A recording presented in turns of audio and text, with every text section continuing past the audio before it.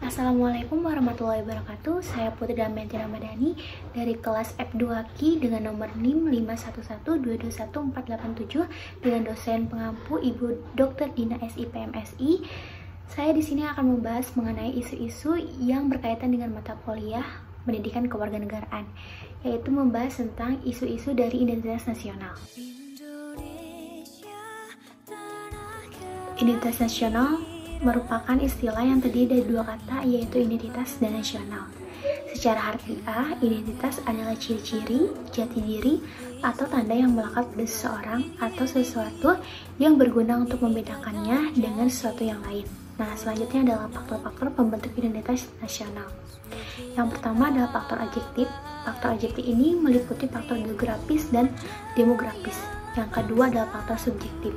Faktor subjektif ini meliputi faktor sosial, politik, kebudayaan, dan juga sejarah yang dimiliki oleh bangsa Indonesia.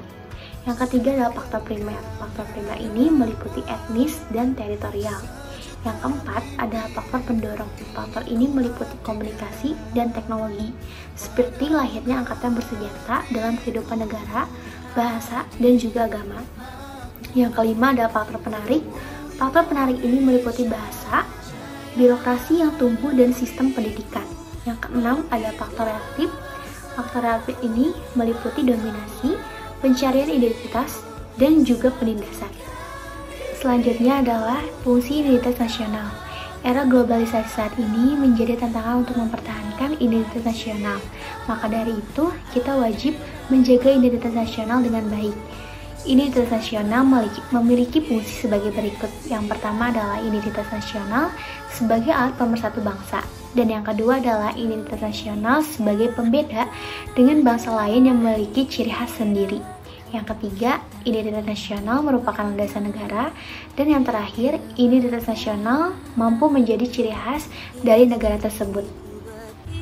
Selanjutnya adalah unsur identitas nasional Indonesia. Yang pertama adalah suku bangsa, yakni golongan sosial yang khusus tercipta sejak lahir, sama halnya dengan golongan umur dan jenis kelamin.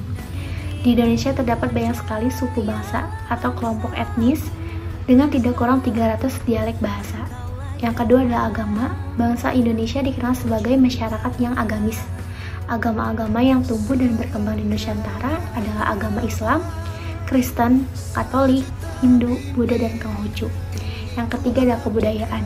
Pengetahuan manusia sebagai makhluk sosial mampu berperilaku sesuai dengan lingkungan dan budaya setempat. Yang keempat, bahasa. Bahasa merupakan unsur pendukung identitas nasional yang lain. Nah, yang terakhir adalah contoh identitas nasional. Yang pertama adalah bendera negara. Yang kedua adalah bahasa negara Indonesia. Yang ketiga adalah lambang negara. Yang keempat adalah lagu kebangsaan. Dan yang kelima adalah Undang-Undang Dasar 1945, dan yang terakhir adalah kebudayaan daerah.